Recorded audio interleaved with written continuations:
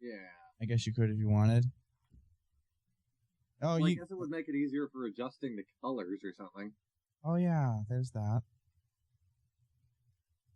Because if it's anything like Binvox, it would just import as a solid one block type thing. Yeah. Does Lego even have any mobile apps at the moment? Life of George. It seems to me that when I was looking up info on Templar, one of the companies they're associated with made something to do with Lego Marvel superheroes for mobile. Yeah, there are mobile apps based on the travel. Okay, this website has sound. Okay. By the way, I love how shitty the 3DS and Vita version of the Lego Movie game are. You spend 9 levels in the Wild West. It's ridiculous. The gameplay seems to be based on the original Game Boy Advance port of Lego Star Wars, and it's just so trippy. Well, here's the thing with movie games. Most of the time, movie games are not very good because they just want to put out a game on every platform. I'm just going to stop you right there. Lego Marvel Superheroes on the 3DS uses the same engine, so... Yeah. Although he is right that the Lego Movie game is quite clearly broken in several levels. Oh yeah, you should tell him about the game-breaking bugs you encountered. I encountered a game-breaking bug wherein none of the computer-controlled characters were able to cross a scripted zipline sequence, even though there is a control. There is a gameplay element for players to use zip lines, but this one is scripted, so it can't be done if you fuck it up somehow. And what would happen was they would just keep jumping off of a building over and over again forever, and there'd be no way to get through the level because you needed all three characters. Except you didn't, because you just needed a master builder and an acrobat. So after the course of a whole day, I figured out how to mod the game so I could play as Gale instead of Emmett, and then I beat that level. Wasn't there one where you also had to mod in Superman at one point too? Yes. In the last level, you have to shoot lasers out of Unikitty at a micromanager, and her lasers weren't cutting through bricks for some reason, so I had to mod in Superman, who worked. My cat was broken, so I needed to replace it with Superman. But yeah, those were the only two that I couldn't fix in game. The game is very broken. There are like a billion things wrong with it. If it when it works, it's a good game. It just doesn't work usually. I'm honestly not sure if I like this game better or Lego City Undercover. I would go with the one that works. Yeah. I guess if it actually worked, it'd be better than the other Lego games I've played, but it doesn't, so yeah. I have finished Steve's leg. Yay. It took... I don't know how long it took, but it's done now. Did any of you finish Backlot? I never actually did beat Backlot. All I ever got was the first level. I have vivid memories of the first level. I have some memories of parts that beyond the first level. I don't remember how or why or when. When I was a kid, I was very stupid when it came to video games because I never played them usually. But I did get farther in that game than I'd ever gotten in any game other than Mata Nui online game at that point.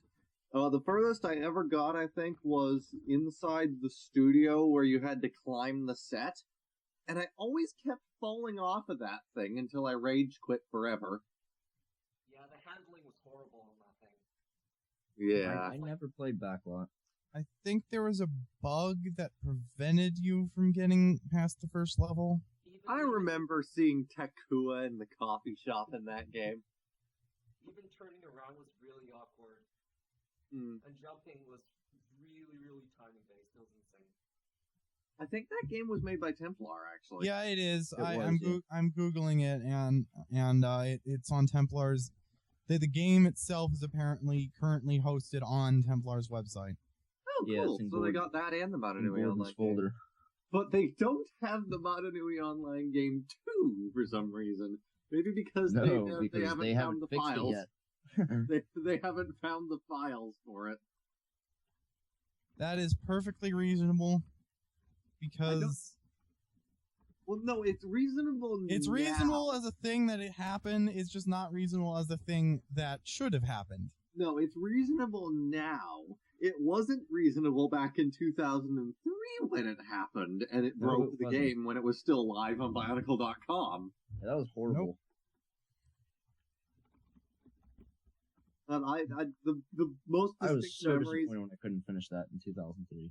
Other than the time I actually did manage to beat the game, the most distinct memories I have of Mata Nui Online Game 2 were being on a black screen with a red dot.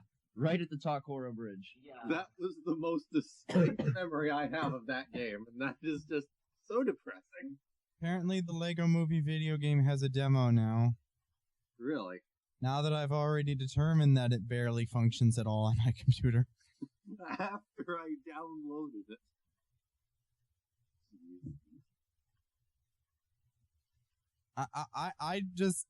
I had gotten bored waiting, and I just bought it without even doing anything to figure out if it worked on my computer, because I couldn't really do anything about that anyway. And luckily, it works.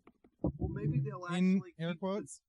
Maybe they'll actually keep the demo up this time, unlike all the previous games they've made, in which they've inexplicably removed the demo after the game was released. I just installed Shockwave Player. So I could play Backlot. It's not even funny. I was wanting to download the demo for Lego Marvel Superheroes a couple of weeks ago because I figured, well, I'll give Lego the benefit of the doubt because they have a demo, so I'll download it. And I found out they removed the demo. You know, if you're trying to not get people to pirate your software, this is not how you go about doing that. You can now pre-order the Galaxy S5. Well, I guess Lego's okay with piracy because they license The Simpsons now.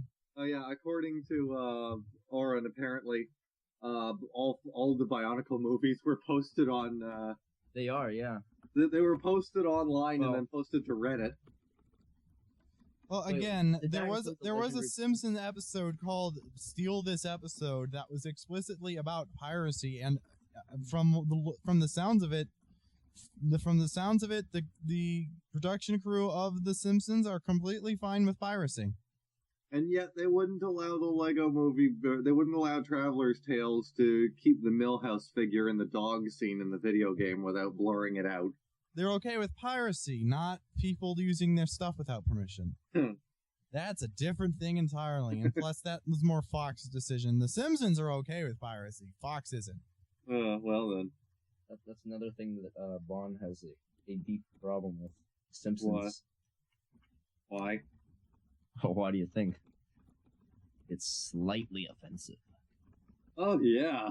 I'd love to see him watch regular show or just about anything on Cartoon Network, where crap is now part of daytime television.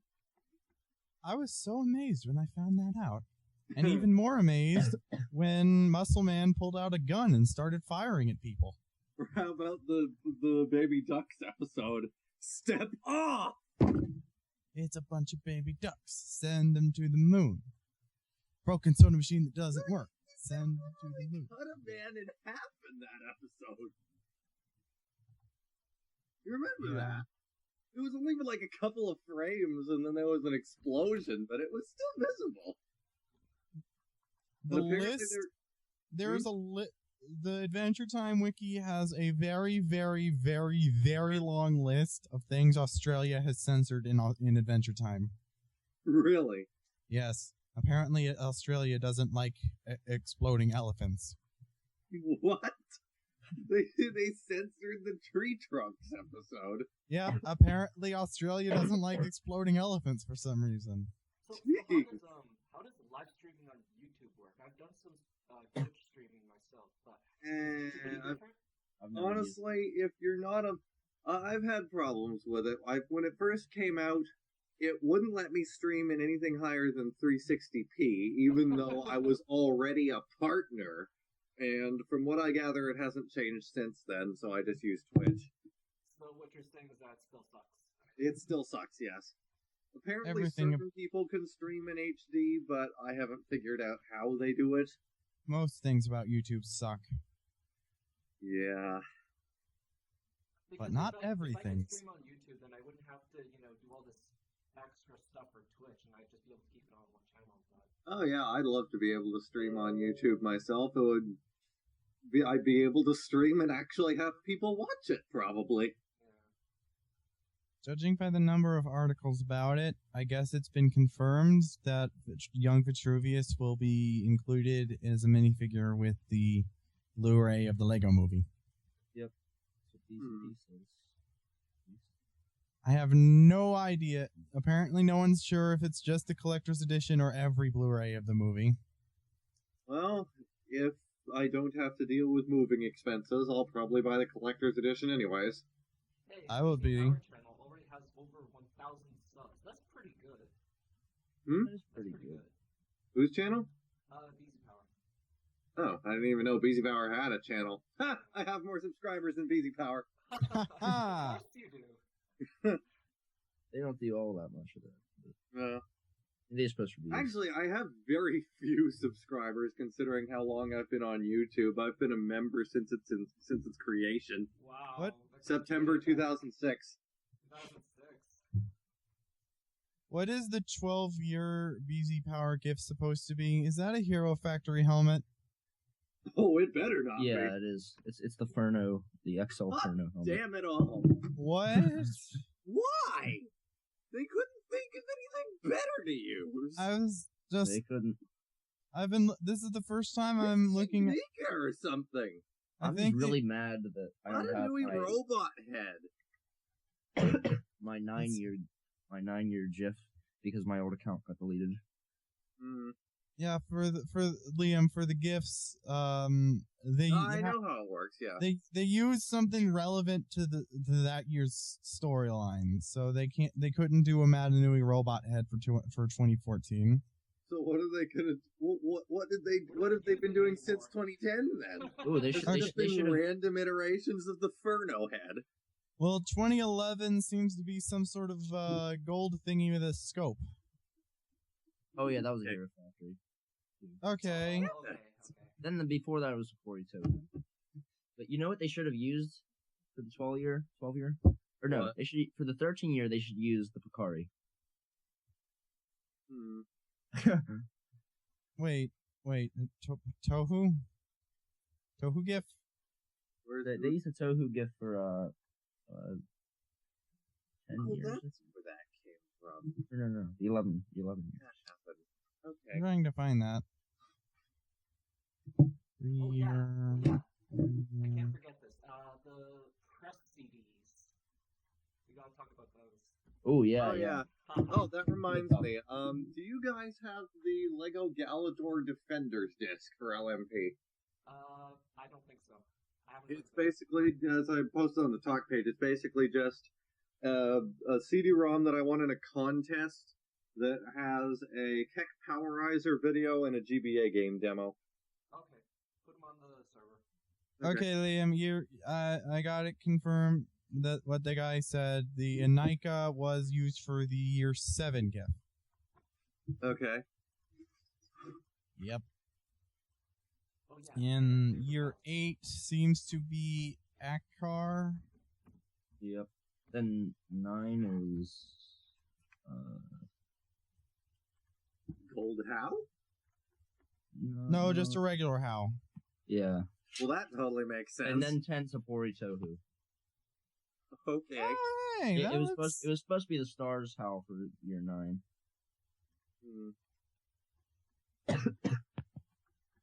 Okay. So Yeah, they should totally use Verano's Picari. So there's a sports store near me that's called Swiss Sport House, and it's spelled Haus. Really? Whenever I drove by that store, I always pictured like Tahu like skiing down the slopes of Switzerland. So basically, we now have to combine the Lego hockey sets with Tahoe. I have the red one, so that'll work. Oh, good. Oh, are those the ones where you like bang on his head and it like shoots the puck? Yeah, No, they're the ones they don't that do use that. the They're cow supposed. shields a lot. No, they don't do that. They're supposed to, but they don't do that. I regret Really? not getting one of those now. It looks like so much fun. I had one of them. I like the design, but I don't know how the gimmick is supposed to work, because the hockey stick doesn't. It could just be because I'm not doing it right, but I don't really see how it works. Oh, Auron, that reminds me. I now have both my monos built thanks to Bricklink. Excellent. Yeah. And then I did this with the first printout copy of Mata Nui on Game TE. What is this? Let's see what this is. We should talk about Legend of Mata Nui. What is They're there to talk opening about? Well, I They're mean, opening a Lego store in the town been where I all- live, and I applied been to all it. the talk on BZ Power because some guy who's absolutely obsessed with this has been starting a bunch of topics there. Oh, And so now everyone in the Good. community is talking about it. What? So What's happening? Apparently somebody's obsessed with Legend of Mata Nui now. yeah, and like everyone on BZ Power is talking about it now. So we could just like talk about like the current situation with it. They Well, I always guess it couldn't hurt. I guess I could elaborate a little bit on my lead with it. And I could I can't give my theories much about what's information. actually wrong with the Onua level based on the footage that I've seen. Yeah. But I still haven't Kinda cool. heard back from my lead yet. Looks I like emailed they her. made a 3D model of the Borok. You can see a couple angles of it from the renders they did. On the Faber files. Yeah, I like that. Yeah. And it's in Technic font. Yeah. I'd like to know That's where how that early it is. It's in Technic font. I'd like to know where that disc is that the teaser image came off of. And I would really like to see more of those larval stages of the Borok. Meow. The two things on the sides are kind of interesting too. Those things we haven't really seen them anywhere. It just looks like a fly. Yeah. Wings. Well, they're shown on they're the stage on the list of the evolution right before the final Borok form, it seems.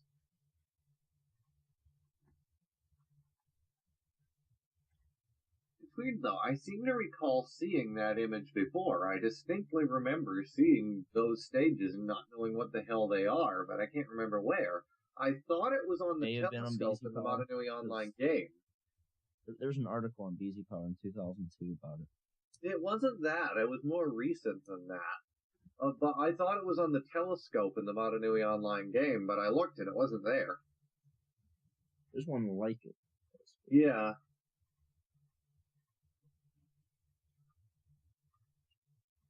Has anyone made an LDD model of the Mata Nui robot yet? I don't think. The Anyone? full-size robot? Yeah, anyone. I don't think anyone has. I should get on that at some point, but Or at There's least the been head. some really crappy blocky models I've seen on Google Images. I had this idea a long time ago to make a minifigure scale one, like as that could be a minifigure playset. But I kind of threw that idea out because the Bionicle minifigures that Lego actually made were terrible. Yes, they were. Also, I just noticed something interesting about this Borok image. Apparently, Tohunga evolved into Matoran? They're just another stage of them? Question mark? Oh, really? It's like you see it, it's right in the center. There's a Krana, then a Kanoi, then a Tohunga, then a Matoran, and then a Toa. I always thought of the Great Rebuild as being metaphorical. Like like assembling the Matoran would have probably killed them. So, first then again, Kurzani. I should probably eat soon because I might not be making a lot of sense. But I always considered the Turaga rebuilt the Tohunga to be the Matoran into a bigger. I always considered that metaphorical because that drastic a rebuild would have probably killed them. I don't know much about the storyline in this regard. I only know that the Avmatoran turned into Borok, but I don't know where the Krana come from. And I don't know what about the other Matoran. What do they do? From what I gather, the Krana are basically just leftover material from making Matoran, and them and Zyglak are related. Yes. So apparently every time you make a Krana, you get a Zyglak out of it as well, or something like that. So then the Avmatoran were the first Matoran?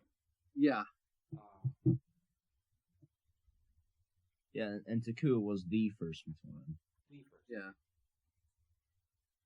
Yeah, it's a common trope. Whenever you have a thing and there's a bunch of it, and the last thing that gets introduced is apparently the chronological first one. I love, by the way, how they say that how in that the comic revealing Mata Nui, Vakama just says, "You were not the first Toa," and then you go later on into the franchise and, "Oh wait, no, my mistake. You were the first Toa." Yep. They were quite literally the first Toa ever created. Wait, So Helrix was the first Toa. And they were like Helrix. They were the first Toa team. Helrix was like the Lesevix team was the first team, I think. Oh yeah, that's true. Also, look that up. I seem to recall that they Mata were the first. No. Created the Order of Magna because of that. Helrix was literally listed on the Bionicle wikis as the first Toa before her name was revealed. Yeah, you're thinking of they were the first Toa team. Toa weren't normally a team. No, again, Lesevix team was the first Toa team. Okay, then what the hell was the significance of the Mata then? I don't know, actually. Bacon? Sure. Were they the first Toa that was cooked with bacon? Yes. Wait. Was Helrix a Matoran first, or was she was just made as a Toa? Yeah, okay. She was just... Well, I have a new mock idea. Isn't that the same case with the Toa Mata as well? Yeah. Yeah, they were just made. Yep. That's why they look different from all the other Toa. Actually, that's... From what I'd like to think that's a byproduct of the canister malfunction, stripping away most of their organic material. I kind of like that idea, but it also sounds pretty morbid. It does sound kind of disturbing, but you look at the Mata builds, and they are very skeletal in appearance. Yeah, but aren't all Toa the same height? I believe so, yeah. Of course, when you look at the screenshot from the Mata Nui saga, you see Tahu going into his canister in his stars form. Yeah, whether that's just because of product placement or whatever, that's still canon. According to the Bionicle stars and the comics associated with them and that year in the storyline, and apparently most characters in Bionicle are the same size. Matoran are obviously smaller, but nearly everything else is the same size. Let me just go on the record with that and say I love how much they fucked up the scale in the first few years. Yep. Like the Borok are supposed to be taller than the Toa, and they're not much bigger than a Matoran. Which is good, because they're supposed to be the same size as the Matoran. No, the Borok are supposed to be the height of a Toa. Why? How does that work? In the CGI videos, they look the same as they do in real life. Like, the proportion-wise, they're still shorter than the Toa. Oh, yeah. Well, in the comics, they were a lot bigger. They were? If they were supposed... Look at the image with the Toa Nuba leading the... Yeah, I was about to say, I remember that image. It's sticked in my brain. They're about half or 3/4 the size of a Toa. For some reason, I thought they were supposed to be bigger. Well, you're probably just associating size with power. They were apparently able to curb stomp all of the Toa. Yeah, that's true. So yeah. So you're probably just thinking, wow, something that powerful's got to be big or something. Well, at least they got the Rakshi right, at any rate. Yeah. The Rakshi were supposed to be like 8 feet tall, I guess. Assuming the Toa were each 6. We should start a basketball team with Rakshi. Oh my god, this is amazing. I forgot this was a thing. Rakshi Space Jam. Barack Obama. Okay. Shaquille O'Neal starts basketball team with the Rakshi. Why? Because he was in the Lego movie and the Rakshi are 8 feet tall, so obviously they'd be good at basketball. Oh yeah. Shaquille O'Neal is in the Lego movie. How about that? Yeah.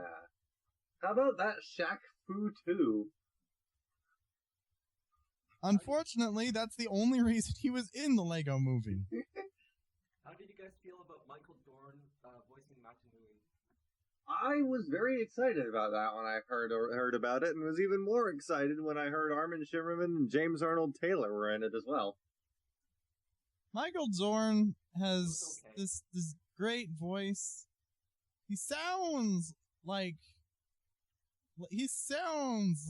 Lazy Good for Nothing Robot God. So let's put him in. So let's do it.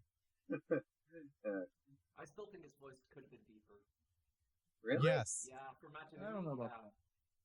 Yeah, I think it should have been deeper. Yeah. Okay. It was I think Michael Dorn was good. They should have just made his voice deeper, or got James Earl Jones. Yeah, James Earl Jones. James Earl Jones is not a Nui. I never thought of that. Tahu, I am your father. Apparently. I would have preferred the voice actor for Optimus Prime to do Mata Nui. Oh, well, that okay, would have worked well. That sounds awesome. Like that sort of deep. Yeah. Yeah. I never thought of that. Yeah, Freedom is the right of all sentient Rahib. Okay, that one's not as funny. Pretend I said something funny. What is this thing you said? You changed? Who changed my member title without telling me? I'm sorry, but Mako is just extremely whiny. Okay. Like most people on BZ Power that I've seen lately.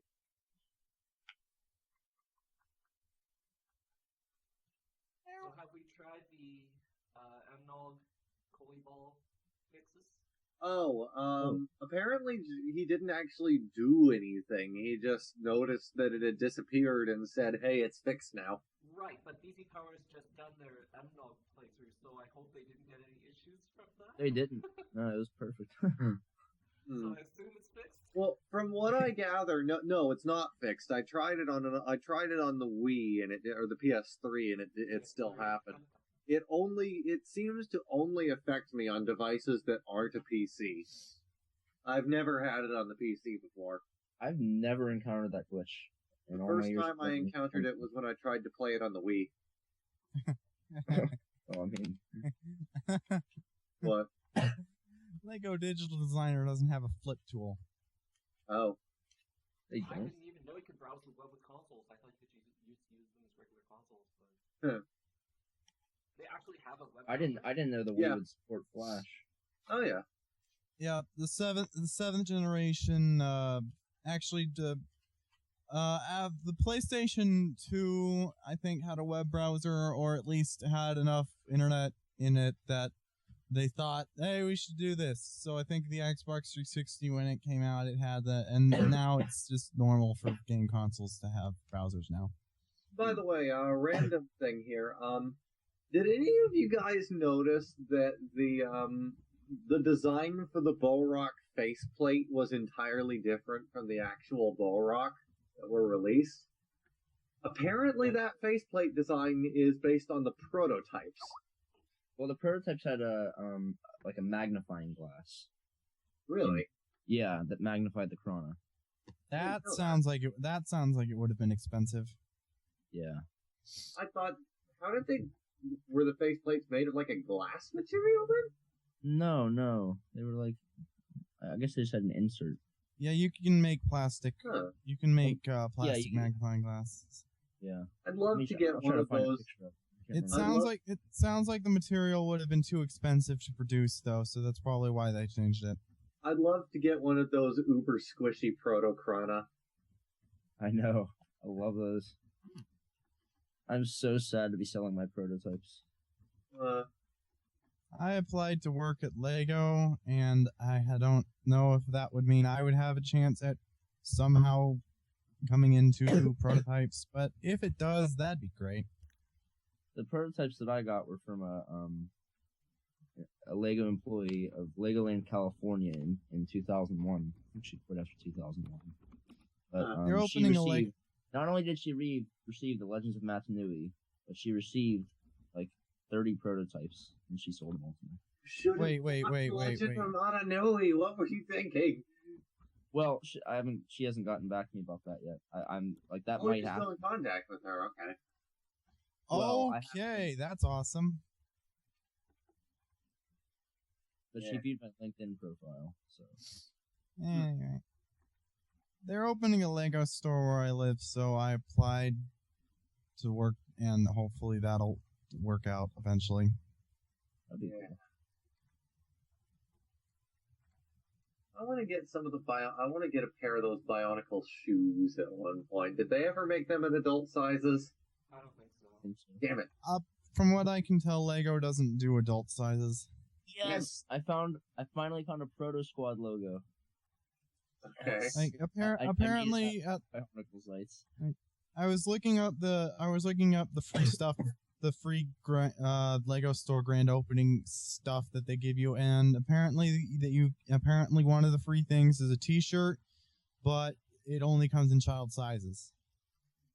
I'm fairly certain that if Lego's commemorative grand store opening shirts don't come in adult sizes, then they just don't do adult sizes. They don't do the shirts for all store openings. I know that for sure.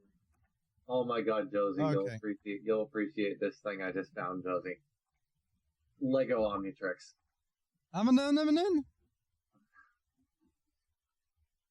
Well, it's not that great, but I haven't seen one that you can wear yet. Yeah. That's pretty awesome. For some reason, I found this on a Google search for. So what the fuck is that? What the fuck is it? Apparently it's a semi-transparent Haunuva What? Semi-transparent. Oh yeah, I saw that. That's with pretty- a design Like- similar to the Mata Nui Matoran masks. Yeah. When did this happen? Well, see, Lego apparently made a lot more Metro style masks than they released. I did not know they had done any of the other Kanoe Nuva. I've never seen this before. Let's see. So Metro Nui style meaning the two colors, right?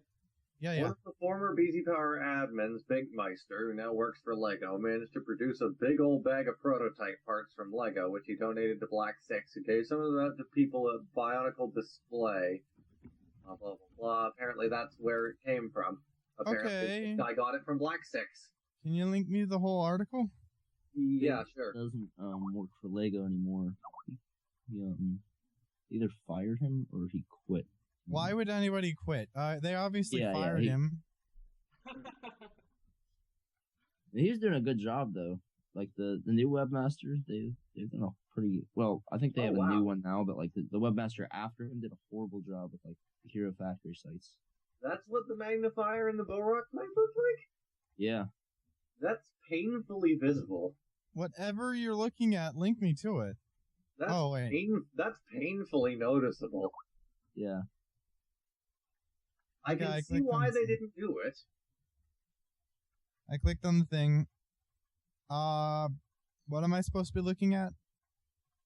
Apparently that's the prototype Borak faceplate. It's very transparent. Yeah. And you can see the magnifying lens up in the top very clearly. Oh, I thought just like the whole transparent material would act as a magnifying. Oh. That would be really cool. That would be really cool, but very, very expensive. Yeah. Lego's not in the market for making pieces that are even more expensive. No, they're in the market for making 6 sets which are the same except in different colors. Or different sets with shitty plastic that break whenever you try to take them apart. Yes. What parts have you had that broke? All of My ALEC and most of my joint pieces made after 2006. Really? My I've never whole had a entire single part Tanma like is destroyed. Most of my Holly Mari is destroyed. Let's see, let's see. I'm not really proud, but I do have the first edition Furno, and it completely fell apart. So they're still doing it then, lovely. No, the first edition of Furno. You remember how I was talking to you, and I think it was Ben here, and someone said something about how the modern figures now use ball joints for everything, including the armor. I think that was Joe. Yeah. Okay, that was probably Joe. But I remember that thing. Yeah, I have trouble remembering who said what about what. Mm. I just remember the details, and I figured, oh well, Lego must be so happy that they figured out how to make their ball joints not suck anymore. That they are now using the ball joints for everything to say, hi, look, their ball joints work. Hey, we just throw ball joints at everyone. Throw them. We have balls. We've got balls. Lego better make toys out of Space Jam 2 this time. They haven't done Looney Tunes like ever, apparently. Yeah, I noticed that. I could see them making Looney Tunes sets. They've done the Nesquik Bunny, but they haven't done Looney Tunes. They could do so much in the way of play sets with Looney Tunes. Like, the first set could just be some kind of contraption to drop an anvil on somebody's head. Yeah. I'd love to see some Roadrunner sets. Yes. Well, what did you think of the SpongeBob sets? I never had any of them, honestly. I had the first wave, the entire first wave. Pretty good, I guess. It's weird that Squidward has a normal head, but they released a better one later. I wanted the Sandy figure because it was awesome, but I never got. But that was around the time when I stopped being able to buy Lego stuff. I recently found my SpongeBob figure in a storage bin, and for some reason he was holding a gun. So I'm just gonna run with that now. SpongeBob has become a mass murderer, you see. Oh. Okay, Ben. I'm not sure who this guy is, but we should totally get him on Solus Magna if we can. Which guy? That guy. I don't... Oh, this guy. Yeah, his revamps are really good. Apparently. Whoa. Yeah. This is awesome. Yeah. I think a lot of those parts would be too expensive for us to use, but, like, I mean, still. This is really awesome, the Lewa thing. Yeah. Well, I could contact him. He's apparently it seems like we need to replace, like, our whole entire set design team, anyway. He's apparently done Tahu and Onua as well. I think he did all. I see the Tahu. Hi, Tahu. Yeah. He did do all of them, I remember. That's really articulate. Yeah. Surprisingly so, actually. I like it better than the original, honestly. Okay, let's see. I just clicked on the Tahu link. He has done Tahu, Kopaka, Onua, Lewa, and Scizor from Pokemon. Okay, that's very random. That makes sense. That makes sense.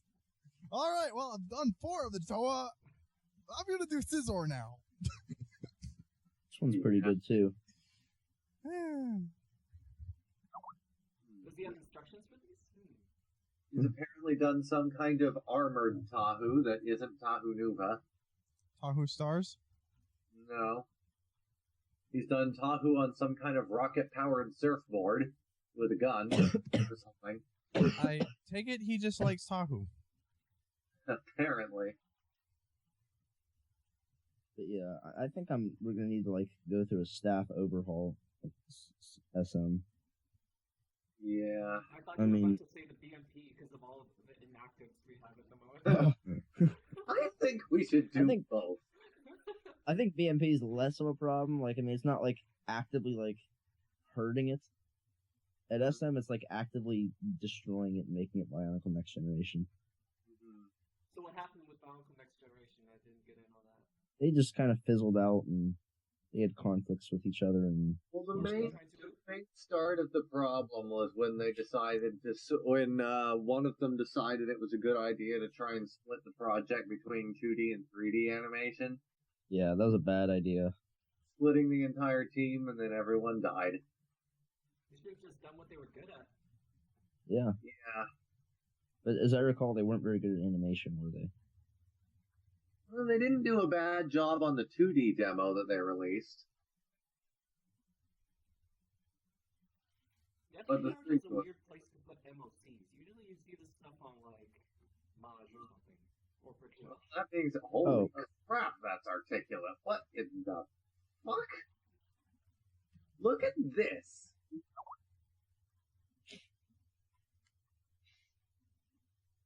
Whoa. Hi, another screenshot That's of amazing. faceplate. Yeah, that's a Wow.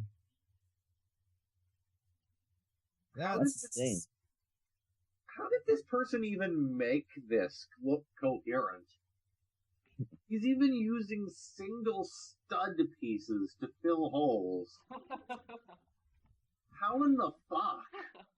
People are like, don't well, you think see, too much Liam, every single Lego set ever made has come with like a bajillion of those pieces and extra pieces, so why not?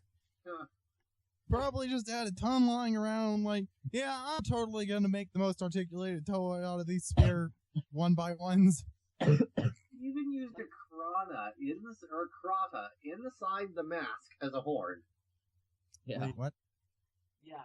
Oh. In the top of the Huna. For some reason, that just blows my mind. He's done more stuff too. I'm looking at his stuff. This is amazing. Ordered this stuff. This one uses chains. He's got chains on it as an articulate part of the armor. This one looks really flimsy.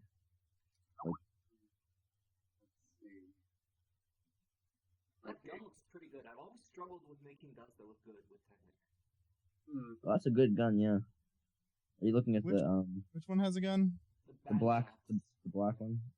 Yeah. The black one. So, okay. that's a good one. Oh wow, that's a pretty good gun.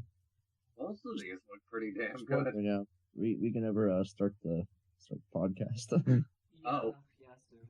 Yeah, we just got busy looking at things. Help me finish the rundown. Alright. So, I've put pretty much everything that we posted as news up to the last podcast we did. okay. It's like mostly music stuff. And I've improved the intro slightly, so. Okay. We could talk about Legend of Mata Nui as well, I guess. Yeah, might as well. I gotta be careful what I reveal and what I don't. Why, did she tell you not to say certain things? Well, when I first posted my prototypes on BZ Power, people started contacting me wanting to buy them and where I got them and all that.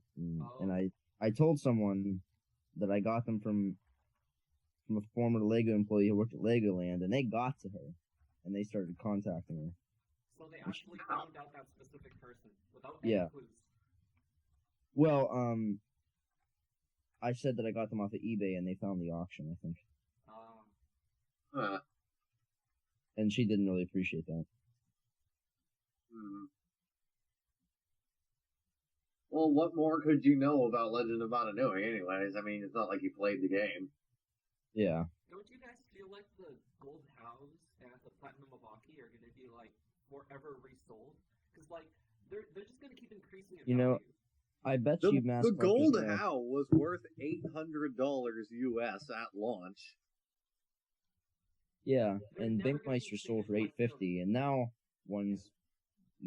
there's a guy called Unglued Bike on Basic Power who wants to buy one for 10,000 euros. Jeez. Euros that's aren't more than real the money. That's more than the Platinum Evoke is bought for. And I bet you Mass Collector's gonna sell that because he didn't really have the money. I really doubt anyone's going to keep it if they find it. If they find it, they're probably just going to sell it. If I came into one, I'd certainly hold on to it.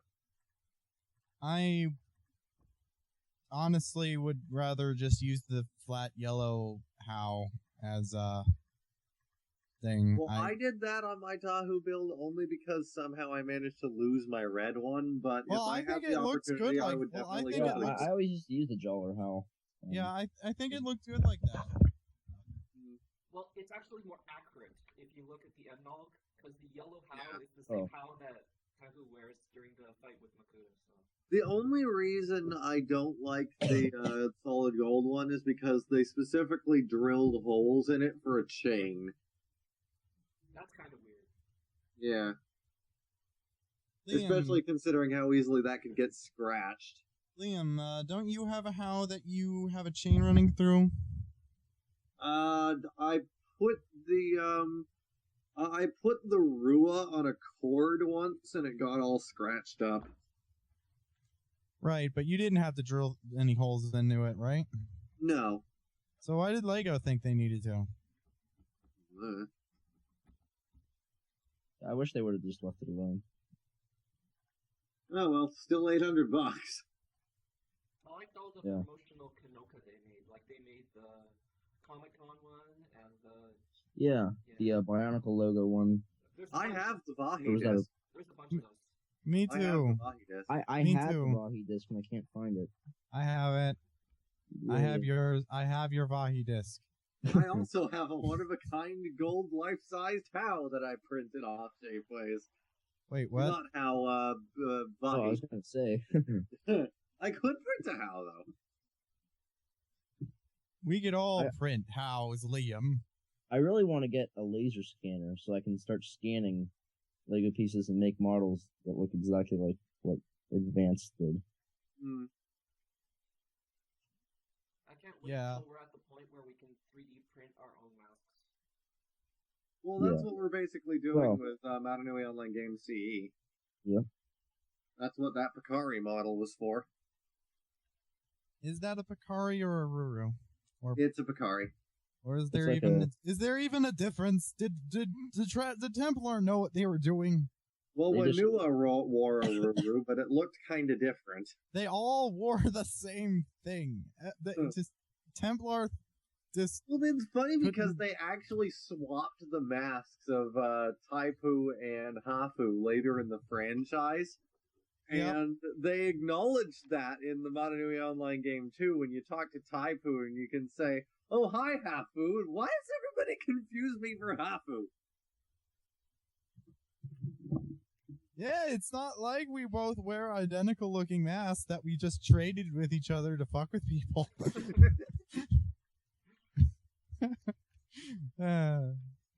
Penguins. I think that's a finished post. I don't think I'd even want that prototype. What is that? I don't even think I'd want. That is one of the prototype Knoe. Okay. Yeah. The prototype Knoe were weird. The prototype Krana looked weirder. I want the prototype Knoe. Oh, I found my prototype Takua. They're just ridiculous enough to be awesome. I'm seeing all the prototype pictures I posted. Let's see this prototype Takua you're talking about. Well, it doesn't look any different. Like, you'd have to, visibly inspect it to see the differences. So they did actually make a Takua figure once, then? No, it just looks like they took the blue, from, is it the Torakawa, I think? Nui Jaga. Yeah, it's from the Nui Rama. Nui Like, Jaga. I just Jaga. assumed that there was a Takua prototype. I mean, well, there's really no difference between the Takua and Jawa prototypes, but I assumed that was like one of them because both the How and the Picari were included with the prototypes. So. And yeah, Josie, I've seen that mask before. That looks like something that they would have used back when it was still called Do Heads. Yeah. Well, yeah, these were the prototypes. They were made early in life. Can you imagine what it would be like if it was actually called Do Heads? It would have been terrible. I don't think it would have lasted much longer than Throwbots. I remember seeing images with the promotional images with the mask code written on the outside. Yeah. Good times. Anything else for the rundown? It's weird how all of these ridiculous Kanohi prototypes, and yet the Vahi's apparently the first one they made, and that one turned out okay. Even the Vahi had a prototype. Yes, Yeah. but see, the thing is, all of the other ones completely scrapped. The Vahi, it only needed to be retooled, and then it fit perfectly. Anyways, I can't think of anything else for this now. We can talk about the Nesquik bunny. Sure, why not?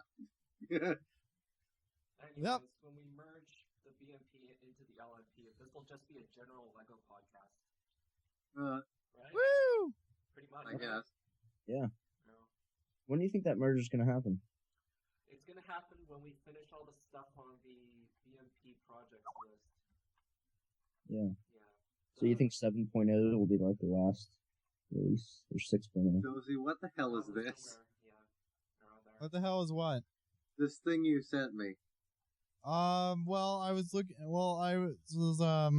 at the BZ Power gifs, and I accidentally erased the file name, and apparently BZ Power still uses the Bionicle Zone community page for its images thingy. Yeah. They haven't That's also a updated highly it since vulnerable then. page.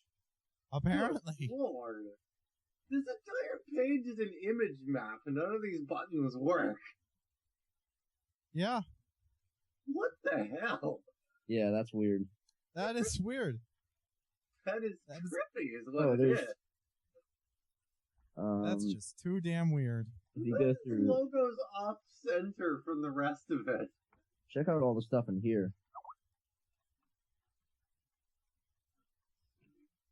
Oh, hello. That's a lot of stuff. Yeah. Well, how about that? Huh. Because What the hell? apparently Binkmeister's a huge Kim Possible fan. Really. That's Yeah. random. And then Reminds me there's of when the they did Vahkiti Power that one time. then there's the Snowpori Tohu. You guys remember Which I Vahkiti remember. Power, right? Vahkiti. Oh yeah, yeah. No Pori Tofu. Yeah. That sure is a thing, alright. Yes, I'd really it like is. to know what content management system they're running on BZ Power's homepage. A very stupid one. Yeah. When is F6 ever going to update the front page to reflect the hot topics and user spotlight No. again?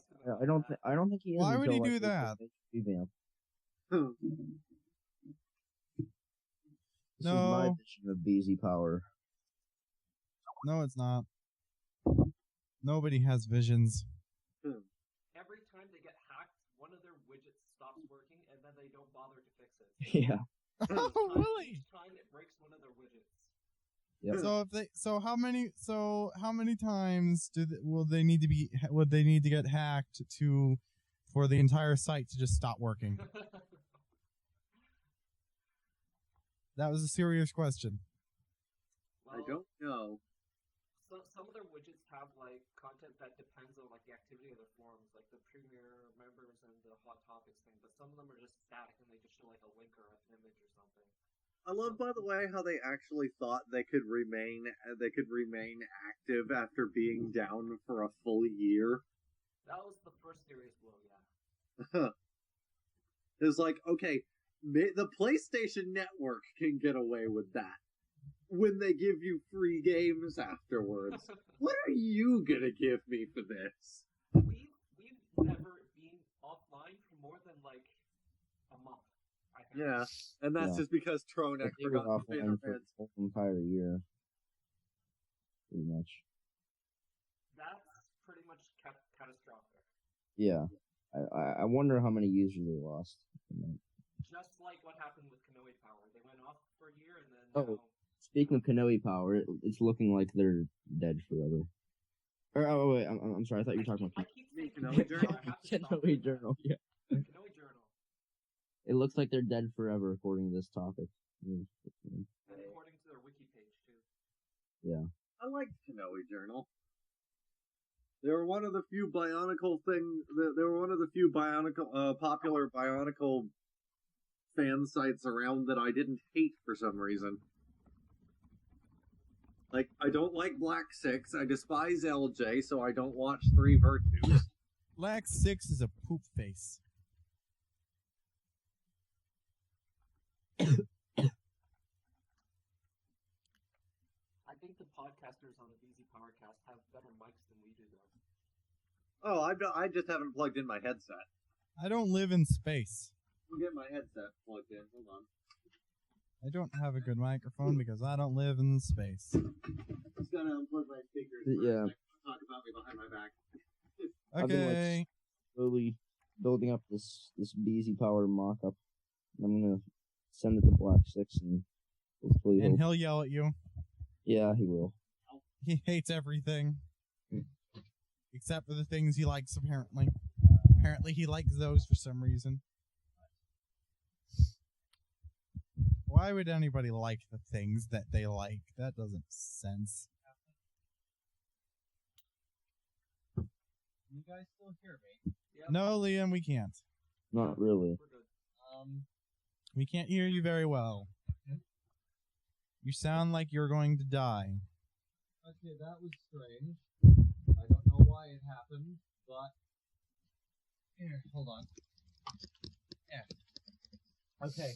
Apparently, when I moved my computer to plug in my headset, my entire screen turned blue. And I don't know why. BSOD? No, it was just No. blue. Everything was colored blue. You're blue? Baba Ziba Zabao? Blue, Baba Ziba Zabao, Baba Ziba Baba Za, Baba Baba Baba. Wah. Yeah. Anyway, this should sound better now. Blake, I'm not sure if I'm actually using that mic through Skype.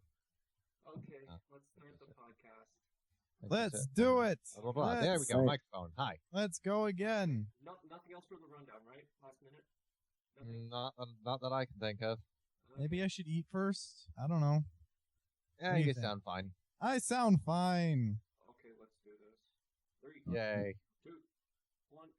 Hey, today is March 21st, 2014, and you're listening to the BioMedia Project Podcast, Episode 2.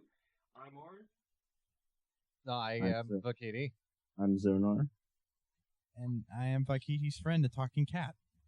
So, Yay. we haven't really done much since the last podcast, but we still have a couple things to talk about, mainly due to recent events.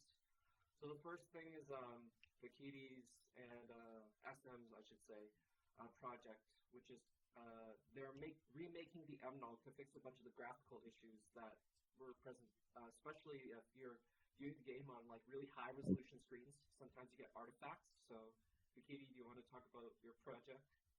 Well, basically, the main graphical things we're fixing are some of the inconsistencies earlier in the game due to its episodic nature, and But in a clearly different certain style. To begin the with. certain things that were in the game as that they weren't vector graphics like the beach sand, the sky They boxes. were, but they started out as like really low quality graphics. Yeah, that they admitted to originally importing them as JPEGs, and that didn't turn out well. Painfully obvious. It is, yeah, especially on a bigger screen.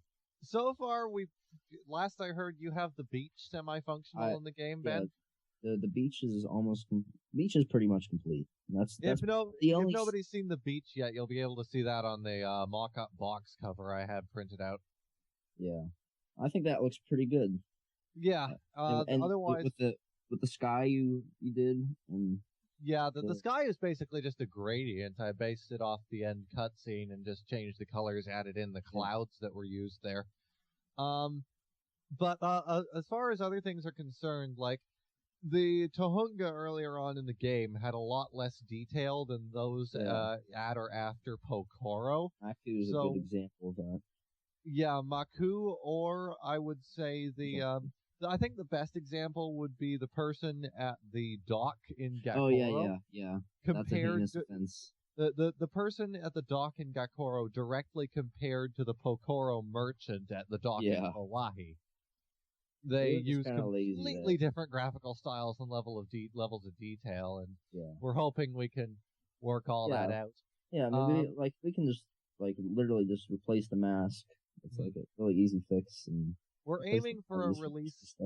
We're aiming for a release sometime near E3. We're hopefully going to be releasing the game on a custom printed disc and DVD box. If legal issues get in the way, we'll just release the box and stuff. And we're talking to Templar about the legal issues and all.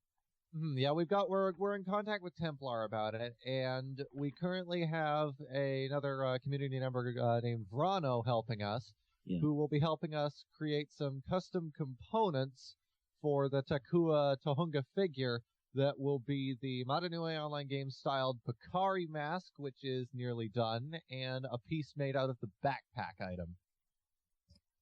Does it fit on the back of the Tohunga? It will, as soon as we get the actual design down so we know where to place the pins, it'll fit. The Pakari is already done. I just need to gather up the money to print out the first prototype. Yeah. And we're printing it in white plastic, and then it'll be dyed. Yeah, because we would do it in the proper color right off the bat, but injection molding is very expensive, and Shapeways... You'd lose a lot of money per mask if we started. Shapeways doesn't offer a lot in the color for plastic, only sandstone. As it stands, it's going to cost about $20 to $30 a mask. Is that like the total cost, or is that what the price? Well, with the mask and backpack, it's probably going to be about $30 for those pieces, and then we add on the cost of the box and disc. Yeah. So is it a local company, or is it like an online thing? It's an online thing. So I've been working on updating a bunch of the site pages recently. I noticed that a couple of the pages were outdated or they were confusing. So like the contact us page, the join us page, basically any page on the site that had a lot of text on it, some of the history page as well. And I sort of simplified a lot of it, and I added an image where it was just too blank or things like that. So it should be easier to read and a little bit less painful to look at now. So if you want, check out the site pages now. Like the join us page, I've separated it into site staff and forum staff. And before I had in like a whole bunch of different sections, and it was kind of confusing. So I hope that makes things a little bit better. And Vahkiti also published a bunch of playthroughs recently that he's been working on with JMB. So do you want to talk about those? Yeah, well, JMB basically just helped me convert them for streaming. But we posted since before in 5.0 we released some playthroughs for Mata Nui online game. I thought we could try and make playthroughs for the other games as well and see how it goes. So I recorded Bionicle the game with some widescreen patches that I had for it, and Bionicle Heroes, and basically just uploaded them to the site. And then I just started using the same footage on my YouTube channel for Let's Plays with Josie here. Yeah. And you also finished the streaming music updates for version 2.0, right? Yes, finally managed to do that when my bandwidth reset itself last month. I managed to create to make it easier to get that uploaded, I made a tool for a program called MP3 Tag that would basically allow me to export an entire playlist in a matter of seconds. So that definitely helped with that process. I was able to get it all done in I was able to get it all done from start to finish in about the span of 2 hours. And normally that would take me 2 weeks. Pretty much, yeah. With all the, because with the playlist files, see, like how our streaming system works is we have to create these text files that reference all the links and the file names and everything, and sometimes it's really finicky. Like, in the past, I've talked about this before, but, like, if the URL was too long, it wouldn't work. If there was an apostrophe in the file name, it wouldn't work. So we had to do all these separate changes for the streaming version as opposed to the download version. And then we'd have to upload those, convert them to OGG, and upload those again. So it was really, really a time-consuming process. After uploading all that stuff, you'd have to rewrite the playlist files from scratch, because after all the changes you made with the download version, pretty much everything had changed. Mm-hmm. So yeah, that was a big release. Like, everything changed from 1.9 to 2.0. Yeah, I was even able to add in the voiceovers from the promo CDs and sound effects because of how quickly it went, and those promo CDs have over 400 tracks. Yeah, just like a couple words being said. It's like, okay, sure, why not upload those for no reason since we can? Why not? Right? Yeah, they could be useful to somebody eventually at some point for some reason. Yeah, making videos or whatever. The original purpose for the music archive was to actually to help the game makers on BZ Power make Bionicle games, and that's where it died out. So yeah, We should I make. just thought it was funny that it was originally for that purpose. Yeah. I still actually have one of the first Bionicle music project archives. Yeah, I know you saved a bunch of those. That's pretty cool. It's like, it's cool to take a look at that stuff sometimes. Yeah. So now that I've finished the site page updates, we're going to start making the LMP pages shortly. So that's basically one page for each team, and then once we have all those pages, we'll be able to start slowly adding content to each one. At the beginning, pretty much it's going to be like incomplete for most of them because we still don't have a lot of stuff. Like, if you look at the LMP board, it's still pretty incomplete. We haven't marked all the stuff that doesn't exist, and we still have a lot of crawling to do. And most of the crawling that we're doing is for the new stuff. I don't know how far back we're going to be able to go with crawling the old themes, but we'll try. Like, for example, some of the themes, like racers, I'm not sure how we're going to organize it, because racers, you have the stuff that's been uploaded recently, but we also have like several years back of old stuff. Like, yeah, so it's going to be an organizational nightmare if we don't do this properly. It's going to be tough. Yeah, a lot of these have some files in some categories for some years, but not in the others. Like, they just stopped doing them for some reason. So it's kind of hard to see, like, what we have. The workboard is a bit of a mess as it is. I mean, just talking about LMP, I guess I'll mention the 2.0 tiles that me, Vince, and I have been working on. So the new tile we've been talking about is an interactive tile. Like now you just roll over the tile and it's just a link. But what we were talking about is having the tiles interactive, so when you hover over it doesn't do anything, it just highlights it. But when you click on it, there's a drop down that allows you to either download or play it, and it shows you like system requirements and stuff. And I think that'll like really streamline the whole user interface of the site, because I mean that can obviously be applied to BMP as well as LMP. You know what I'd like to see from some of the tiles on the videos and games pages, and now that I think about that, would be if you mouse over the tile, it would play a short animated loop of what you're about to look at. That's a good idea. That's a good idea. That's tons of GIFs for no reason, though, isn't it? Well, it could be, I guess, but it would look nice. It would. I mean, we could integrate. We could just at least list that on the tile review page. We'd probably have to ask JMNB if that's even technically possible. Yeah. I've seen it done on video sites before. When you mouse over the thumbnail, it'll play a short preview of the video. Yeah. I think our streaming service works a little bit differently right now. Well, yeah. Because it's playing it in a separate player. I don't know if you'd be able to just get a GIF to pop up. I'm not sure about that. Yeah, so recently I've been taking a look at like random sites that link to us and like random stuff on the internet just to see like what people think of us. And I was crawling various like DeviantArt accounts to see like what Bionicle stuff they have and like if they've mentioned us or anything. And this isn't really related to that, but I did find that Swert has a DeviantArt account. And on that DeviantArt account, there's only one image that he's put up. And it's a Bara Magna wallpaper. Now, the weird thing about this is that it's bigger than any version that we've seen from any official source. It's bigger I know what than you're talking it's about. bigger than the version that was on Bionicle.com. It's bigger than the version that was on BioMedia.com.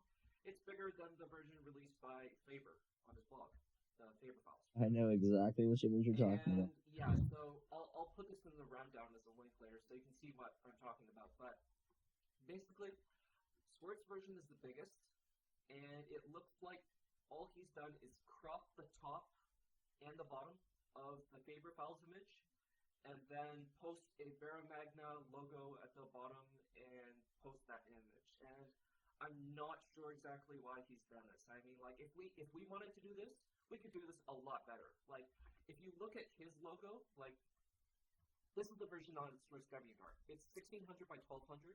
And while the landmark text is alright, the Desert of Bara Magna text is pixelated at 100% view, which is the full-size image. And it doesn't exist on the Faber files version, so that means he's probably pasted it on himself. And most of the top has been cropped off, so he's missing a lot of the landmarks. Honestly, I think he's just done a scan of the Lego magazine map that was released. Yeah, but whenever you do scans of magazines, a lot of the time you'll get these interspersed white pixels throughout, and you'll get that effect as well as the effect of fading colors. The larger you increase the DPI, the larger you scan it out as into a full image, the larger those dot patterns will appear. And yeah, I noticed that when I was scanning the one of the comics that we were missing, and I thought there was something wrong with my files when I was looking at it initially, but then I noticed it was just a byproduct of scanning the comic. Yeah, it doesn't look like a scan at all. There's none of that dust. There's none of that white pixelation that occurs when you scan things. So it just looks like he's made the image bigger and posted it as wallpaper, which is kind of weird because like they don't really deal in the official content archiving sort of thing like we do. But I just thought it was funny. They just had this one image up on his DeviantArt as a wallpaper. I don't know. It's pretty old, so yeah. Yeah, I just thought that was funny. And let's see what else. Oh yeah, odd things with Lego images that they officially released. Lego has a bunch of visual artifacts that have appeared on the images that they've released, mostly as wallpaper. There's a couple examples of these. For example, in their 2009 images, the Ignika mask wallpapers. On a bunch of them, they have a gray line right under the first three letters of the word Bionicle near the bottom right on the logo. And I just thought it was weird because like on the second version at 1024 by 768, they don't have that gray line. But on the other two, they do. So I just had to go through and remove that gray line, and then I posted those fixed versions as line underneath logo removed. And there's a whole bunch of those that are posted on our DeviantArt account as reconstructions. And I called them reconstructions because they're basically the version of the image that we expected them to release, but they didn't. They released the version that had some sort of visual artifact with it, like the like the line underneath the logo, or the Legend Reborn images. They released a bunch of those that had like logos everywhere. It was like Lego Bionicle movie with all this stuff on it, and it just it just feels like an ad. So if you go on our it kind of was an ad. Yeah, so if you go on our DeviantArt account, you can see a bunch of those that I fixed that had absolutely nothing on them, and they look really, really good. There's one that's like 16 by 9. There's one that's a little bit larger than that, I think, at like 2133 by something. It's widescreen. It's widescreen. Because Is one of those the Mata Nui versus Makuta battle? No, they're all the same one. I couldn't Oh, find oh, any other of the wallpapers other than the ones that I've already put inside the image archive.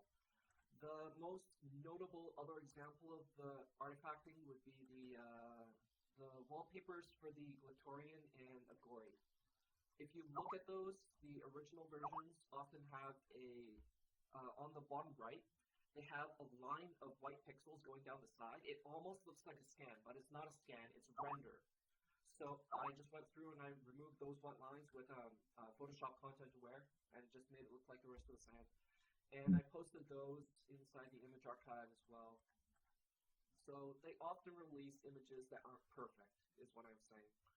And they often release images that aren't released for other versions of the same character. For example, in 2001, the wallpapers for the Toa Mata, Onua has a separate set of wallpapers that no other Toa does, and I couldn't find the other ones. And I have all the CDs already. We have them for years. So I just assumed that they decided to make one extra set for Onua that they didn't have on the others. For Onua, we have logo on the left, logos on both sides, or no logo. For the other Toa Mata, we have logo or no logo. We don't have the third folder. So I just thought that was funny, that they just had one special set for Onua. Yeah. And they've also alternated the maximum resolutions of their released images a lot. Like, in 2001, they released 1600 by 1200 images. Like, you could get those. But in the following years, they just reduced that down to 1280 by 1024, I believe. Yeah. Yeah, that was it. So they went for that for a couple years. Even in 2007, they did that same resolution, even though we'd already had, much better images by then. They didn't return to higher resolutions than that until I think 2008 is when they released a bunch of posters that were really, really high resolution. There's one image of Toa Ignika in particular that I really like because it's like 1700 by something, and some of the posters that they released in 2008 were also like really, really high resolution. They were like 3000 by 2000 or something, and I'm pretty sure that they've always been able to render these images at much higher resolution, but they've already like reduced the size for wallpapers and online distribution. So yeah, I'm pretty sure they've had them in larger sizes for a while.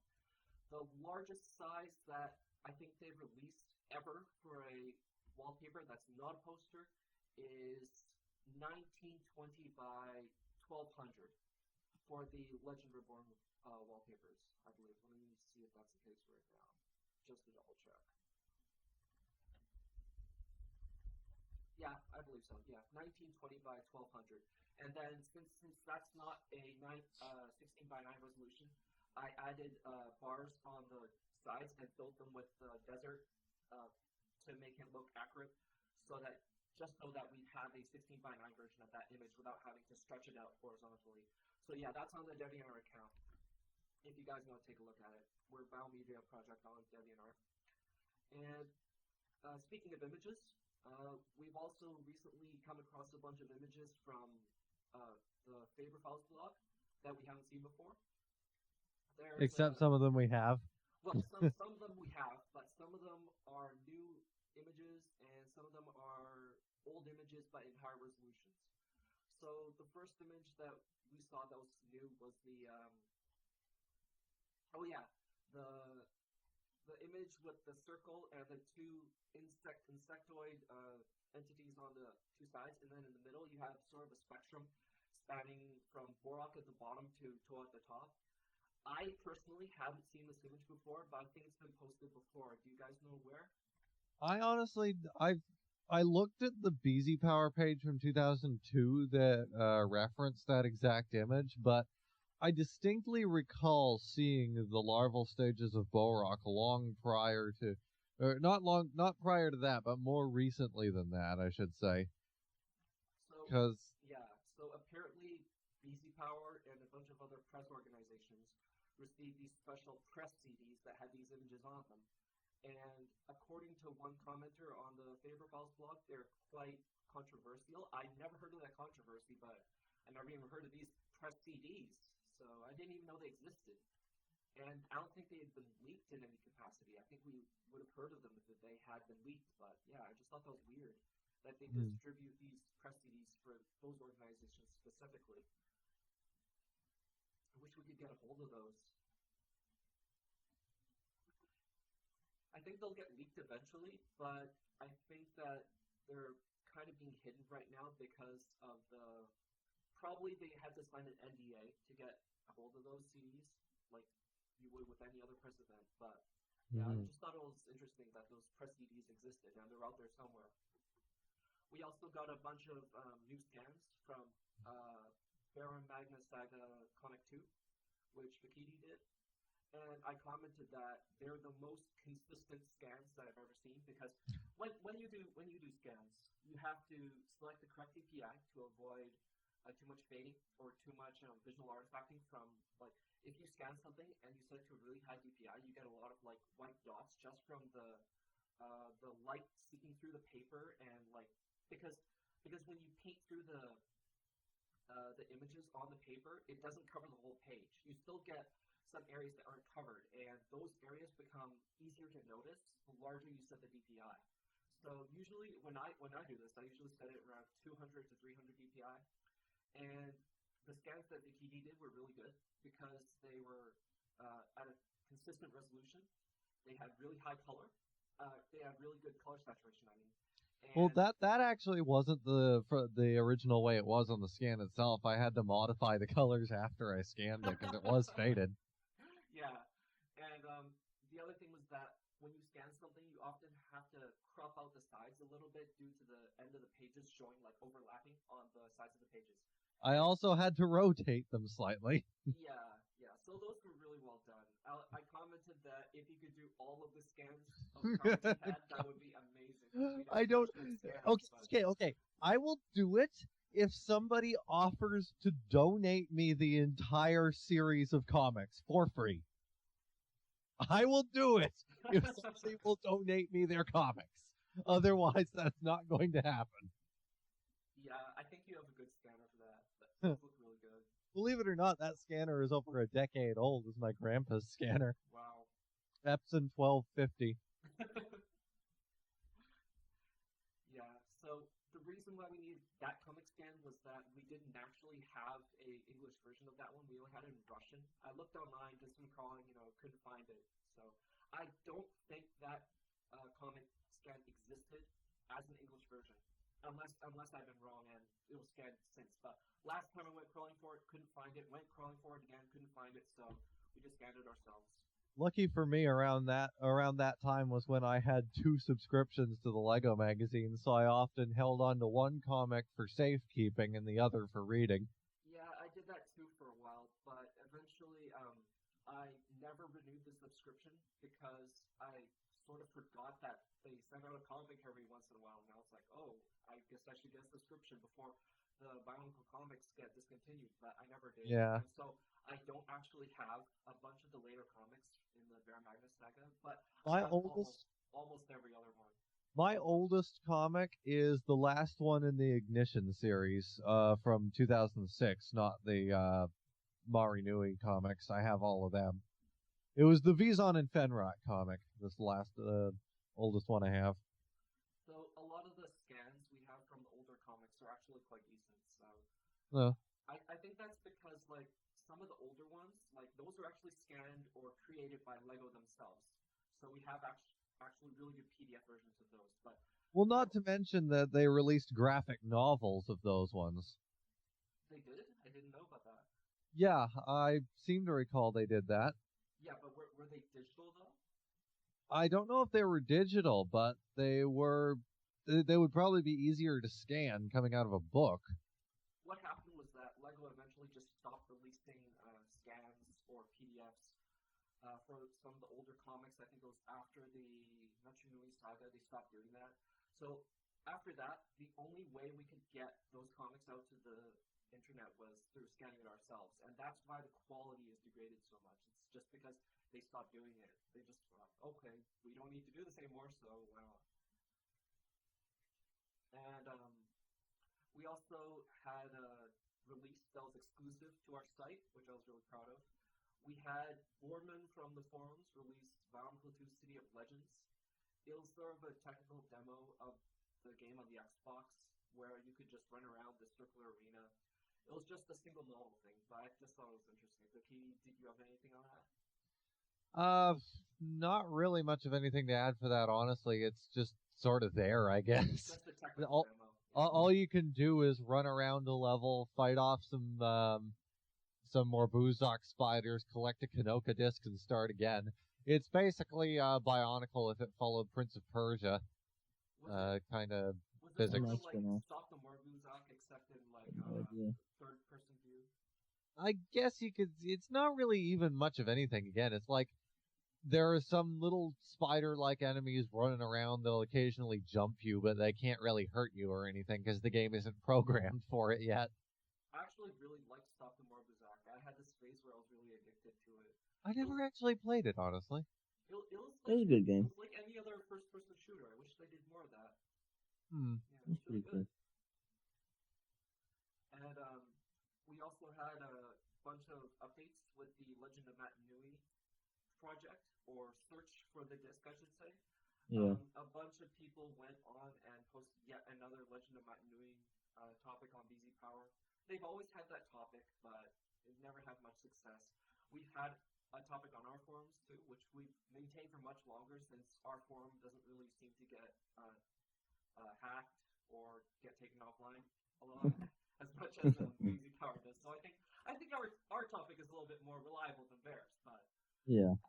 They had a long topic before that was kind of deleted the last time they got hacked. So yeah. Yeah. I have a lead myself on the game. I know someone who was a former Lego employee who did have it, and she may still have it, and I'm just awaiting a response on that. Of course, if I'm able to get it, it will be released to the community through the BioMedia project. We'll try to fix the first level. Mm-hmm. Well, on that note, I was recently looking over the videos from Red Quark that were released to that level, and I think I have a general idea of what's going on in that level where it's broken in that one area and you can't get past it. The way the game seems to work is that some games, bottomless pits are just placed in different places regardless of elevation in 3D space. It's just sort of like a collision barrier. And if you hit that barrier, it triggers the death sequence. Now, what I'm guessing is happening here is that somewhere higher up in the level, there was a bottomless pit that you fall into, and you would die there, obviously. And as you progress through the level, the game is supposed to unload these collision barriers so that you're not just walking downhill at some point and then you're dead. So what I'm guessing is happening here is that it's failing to unload one of the previous death collisions from earlier up in the level, and the simple act of going down into that area is causing a death because it's still there. So fixing that area would only be a simple matter of either making your character invincible or removing that collision entirely. Yeah, it seems like an easy fix.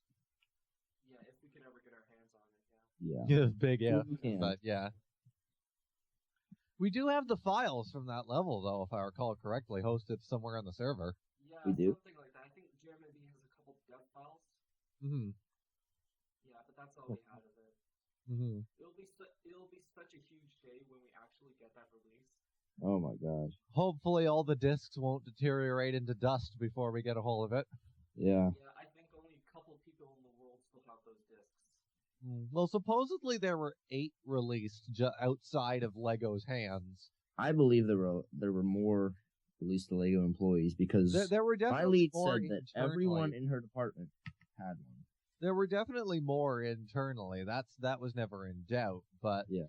There were only 8 released publicly to beta testers, and all of it is of note that all of those beta testers are in the credits list that was also released with Red Quark's videos. But we haven't been able to get in contact with any of them. I wonder how many of these are just like sitting in a drawer somewhere in someone's house. I wouldn't be surprised. I had a Rakshi CD and a whole bunch of images for the Ben's work on the 2001 Bionicle sites, just sitting in my grandparents' laundry room in storage for a full decade before they decided, hey, let's clean out our discs. Hey, look, hey Liam, you got all this stuff here. Is this yours? So I had this Rakshi CD from the Rakshi sets still in its plastic wrap. Wow. I have the Layrock CD. Layrock CD. I still have my original In the Mata package. CD, and it doesn't have a single scratch on it. If I remember correctly, the Rockshi CD labels don't actually match the content of the CD. No, my No, they CD, don't always do. I had a Kurak disc, and it came with Layrock. Or maybe it was the other way around, but it was those two. But does the content of the CD match the Rockshi though that you bought? I think the content of the CD matches the logo on the front of the CD, but it doesn't actually match the Rakshi, no. I guess they just printed those logos on at random. I guess.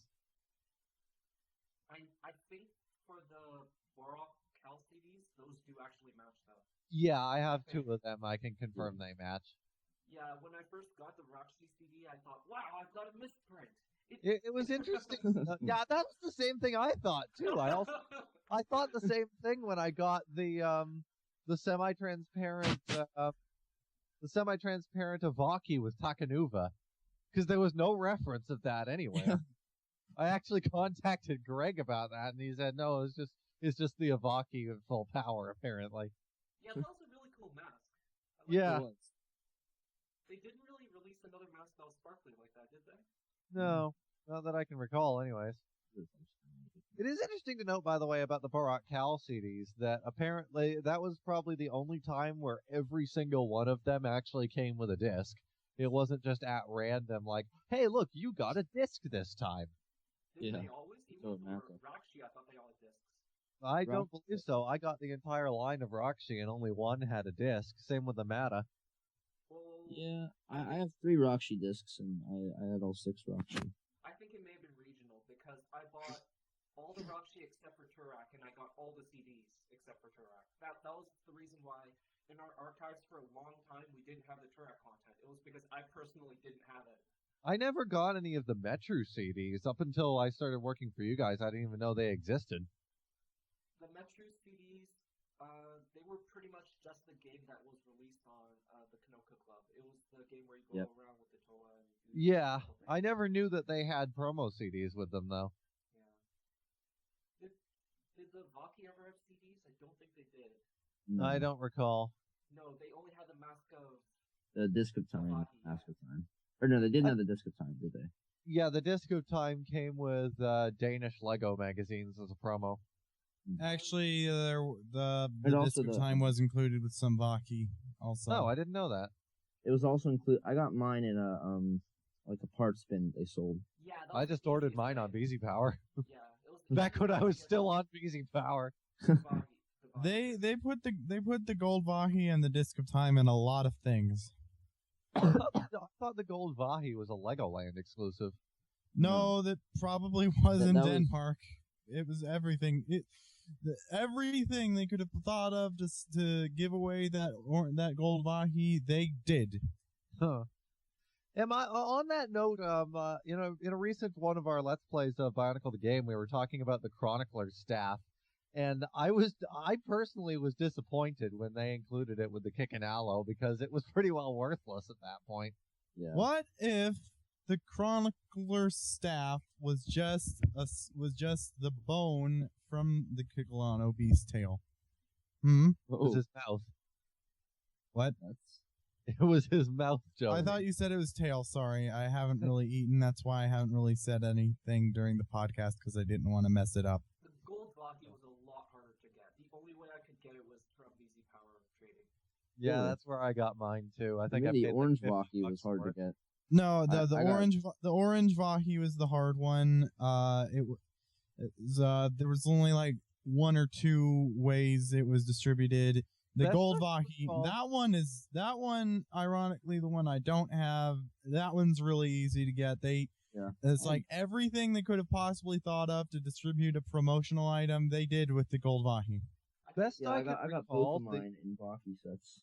best I can recall, the orange Vahi was only ever released in as a random pack in with the mask packs as a quote unquote mystery mask, and Yeah, I think it was. it was originally supposed to be packaged in all copies of Legend of Mata Nui. So we're coming back full circle here. In the United States, they were just sold outright at Walgreens stores, Yeah. I thought they released but they didn't have Walgreens where I lived, so I And thought they they Walgreens released the well orange either. Vahi with the GBA game. no. Not that No. I can recall. No. I bought the GBA game at Legoland and can confirm no, it didn't.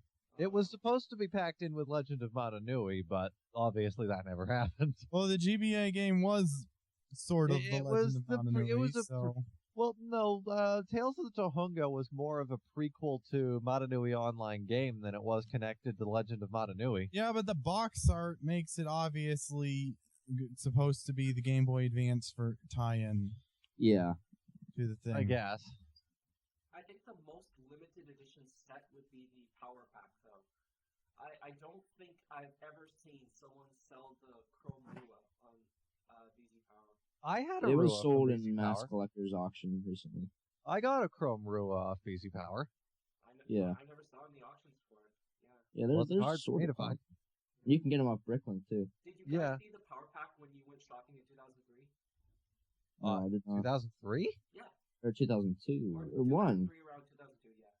Wasn't it one? I 2001? I never saw the Power Pack anywhere other than the Bionicle website myself. I never Yeah, even saw it in stores. Neither did I. What about A you, lot Dylan? of these promotional items don't get sold in stores. Well, the Power Pack was limitedly distributed in stores. Yeah. It was? Apparently, yeah. Well, apparently it was so limited that no one ever saw it in stores, and I assume no one ever bought it.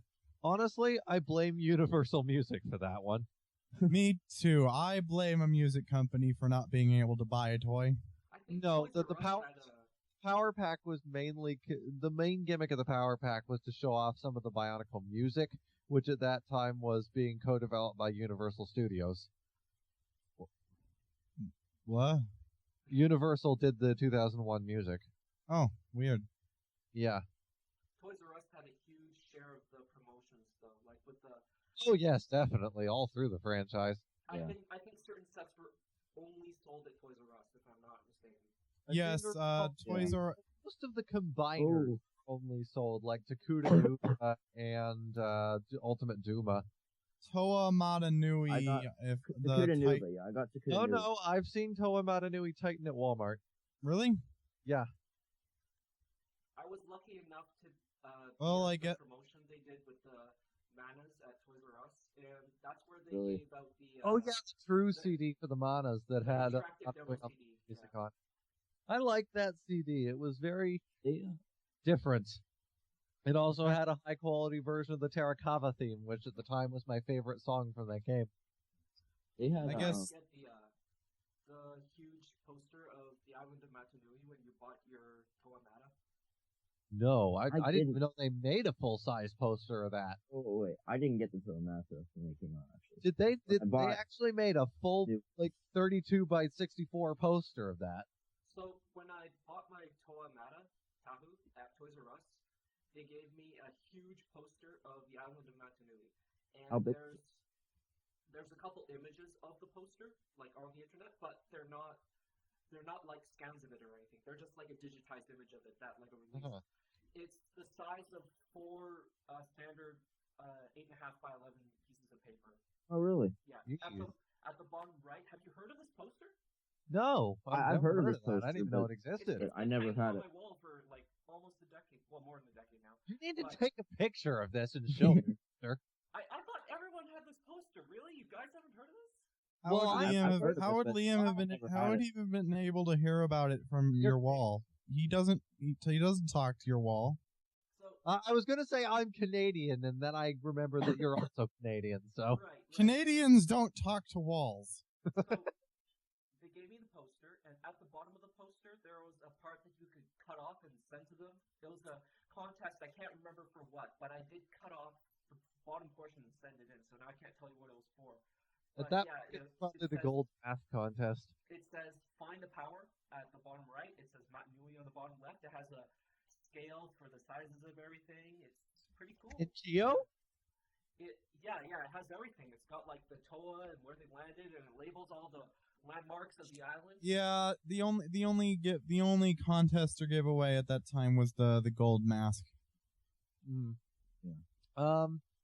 The only poster, the only really full-size Bionicle posters I remember seeing were the ones released in 2009 and 2010. And out of all of them, the only one I would ever actually want to print would be the Mata Nui robot poster, but I just haven't had the money for it. There was in 2005, I think it was. In the Lego magazine, they had a poster. Well, yeah, there are a lot of poster pullouts from the magazines that I have, yeah, but I'm that was a talking cool poster. full-size posters like the kind you buy in the stores. Oh well, yeah. Yeah, but I don't think that they've ever handed out any other posters except for that one occasion in 2001. No, I've never even heard of that one. Yeah, because when I bought the toy, they just handed me this. I'm like, what's this? It's a poster. I'm like, cool, a poster. It's like, yeah, and they did show that weird thing, you know, like at the bottom of the poster, like the two corners where it's like slightly less blue, right? That was sort of the foreshadowing of the fact that like it's his face and you know he's lying down in the ocean. It was kind of cool that they did that. Wait, it had the outline of the robot? It has the two bottom corners a little bit less blue. So it's basically a cropped version of that Faber Files image. Yeah, pretty much. Except that has all the details of everything on it. If you guys want to see this poster, I'll take a picture of it. I would love to see this, actually. Yes. Yeah, I've never seen it in person. Just heard of it. I thought everyone had this poster. This is news to me. I didn't get its the existence is news to me. When they came Happy out. birthday! Yeah, but you've seen like a digital version of it. You just haven't seen the actual, you know. I assume that this is what you're talking about. But none of the listeners will see that I'm linking you to. No, we have to post all these links in the rundown. Oh yeah. So. No, it's not this. It's not this. I've never actually seen this before. This looks like it's fan made. Is this official? Yeah, it looks fan made. I seem to recall seeing this in a Lego magazine. Really? It uses Times New Roman font. It should be. This is not the font they use. Yeah, it is detailed, but mine's a bit different. It's just the. Oh, let me pull up an image. Let me see if it's in our image archive. It's probably in Faber Files. You should zoom in. The text is so low quality. Well, maybe this is it. Where did that link go? Did I close that? There it is. Bam.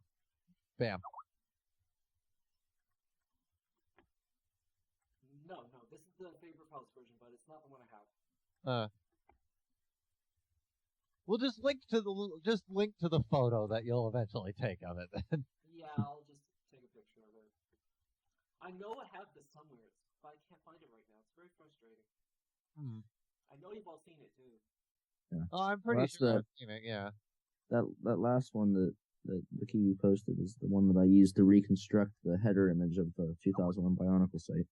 Nice. Is it the one on the right? Is it the one on the left here? Yes, it's the one on the left. It's like that, except the bottom part is a little bit cut off, and it has the pictures of the Toa and like lines pointing to where they landed, and it has the descriptions of like all the places on the island, and it has the scale of the distances and everything on the bottom left. But that is the actual stock image. Yes, that is correct. Okay. Yeah, so that's that. So thanks for listening to the. Oh wait! Oh, you're not done? We forgot to talk about Bionicle sites. Oh sure, okay. We did. Provide your updates on that if you like. So yeah, I'll be archiving every official and possibly even fan sites that have been made over the years from the 2001 to 2010 Bionicle.com.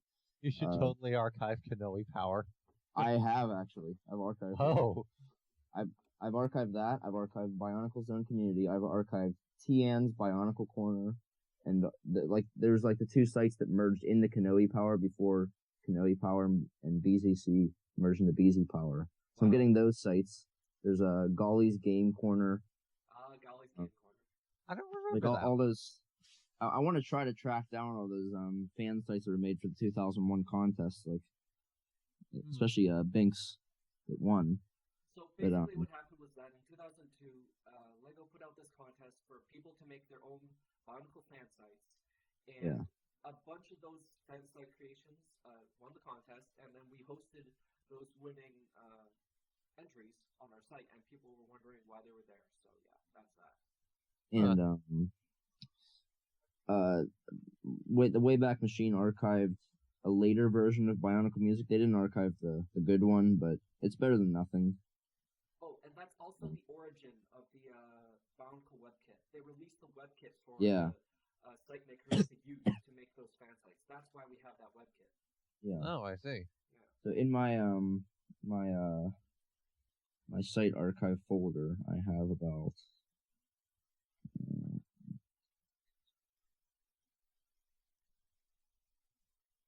I have 1, 2, 3, 4, 5, 6, 7, 8, 9, 10, 11, 12, 13, 14, 15, 16, 17 sites that are either partly or completely archived. Okay. One of them's the Bionicle page of the Lego writing system. I mean, that's kind of irrelevant, but I figured, why not? Yeah, it's kind of a pity that you started this so late, because I remember when the main Bionicle site was still up, and I asked JMNB, hey JMNB, do you want to like save the site already? Oh, and you know what? I archived it while it was up. There's no way we're ever going to be able to get BionicleMusic.com again. No, that's complete. At least not with the music maker in it. It's And dead, Jim. I had asked Binkmeister if he had any files from the site, and the files that he does have, which are 2007, 2010, he is not allowed to give to me. And he said the other files probably don't exist anymore. Name. I actually tried to track down the actual SWF file, and I couldn't even find it. Really? That'd be great if we could find that. There's a bunch of mini sites too. There's the Mask of Light site. Yeah. Free the Band. Oh god, I remember that. There's Mata Nui Ministry of Tourism, which we don't have, and I can't believe we don't have. But really, you know, I vaguely remember seeing that one around somewhere recently. we never got it. I could probably track it down, I think, or unless I'm mistaken. I don't know how you'd search the Wayback Machine for that, because you need to remember the actual URL. I know BS01 has a screenshot of it, but they didn't save it either. Right. Yeah, it was just one they missed, I think. I Oh, think we have a bunch of the Flash-based sites, though, like the Mask of Light and like Free the Band, the Paraka site. We have a bunch of those. We just don't have all. Remember when they released Draw Paraka, and if you did it wrong, it was a screamer. Oh my god, that was horrible. Yeah. Why would they do that? Like that's what happens if you fail Draw Paraka. Socks just pops up on your screen, the entire screen vibrates, and it screams at you. You know, for kids. Was Draw the Paraka the one with the connected dots thing? Or? Yeah. If you got one dot wrong, it would scream at you. The version of BionicleMusic.com we do have is actually really, really complete. I think there's only one image missing. And I got a lot of the images I needed from Liam's old hard drives. Well, it's ruined forever because it doesn't have the music maker. Yeah. I was really disappointed that they got rid of that old site and replaced it with the crappy new one in 2003. I think they had a bunch of stuff on BionicleStory.com that wasn't on the other sites. Like there were a couple of unique images that we hadn't seen before. Oh yeah, and anyway about the this when I archived Bionicle.com when it was up, it was a complete archive. It had absolutely everything, and then my computer hard drive died.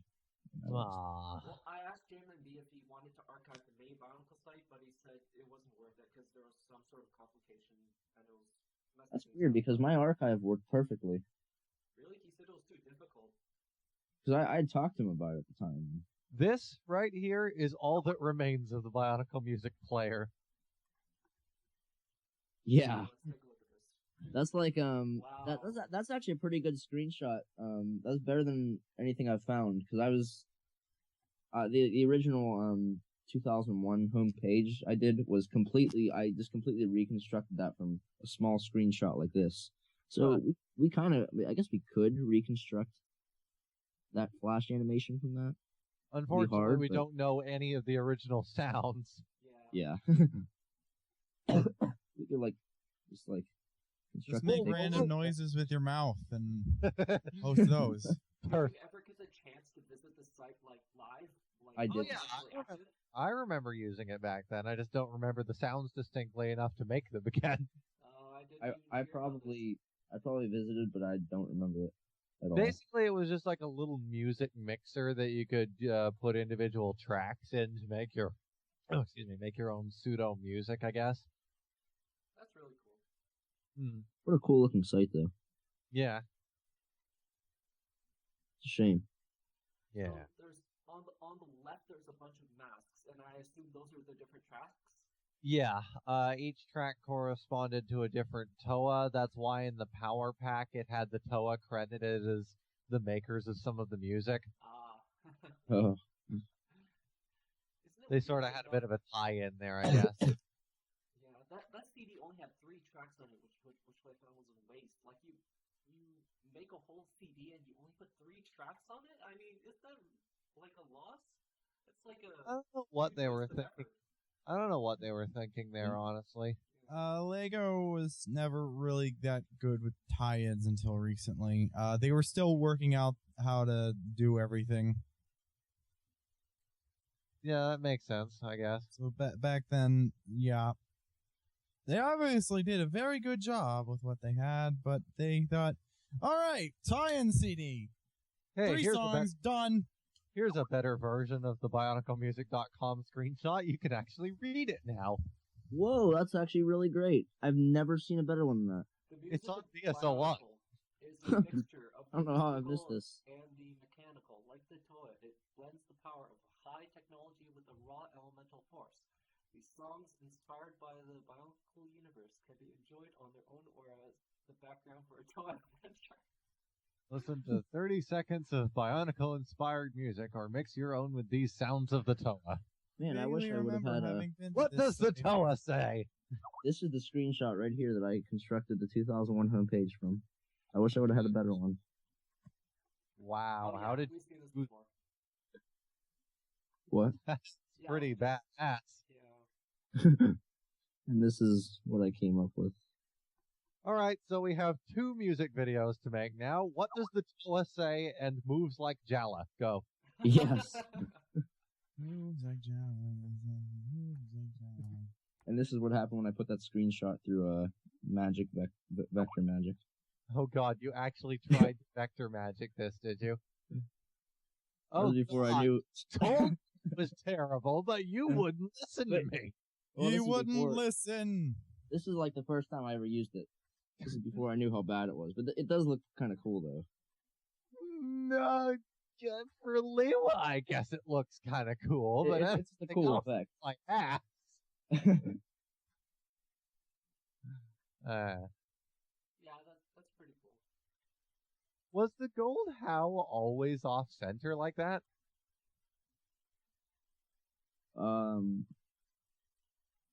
Yeah, because it's a little bit I think it lower. was, yeah. That's some bad site design then on their part. Yep. Yeah.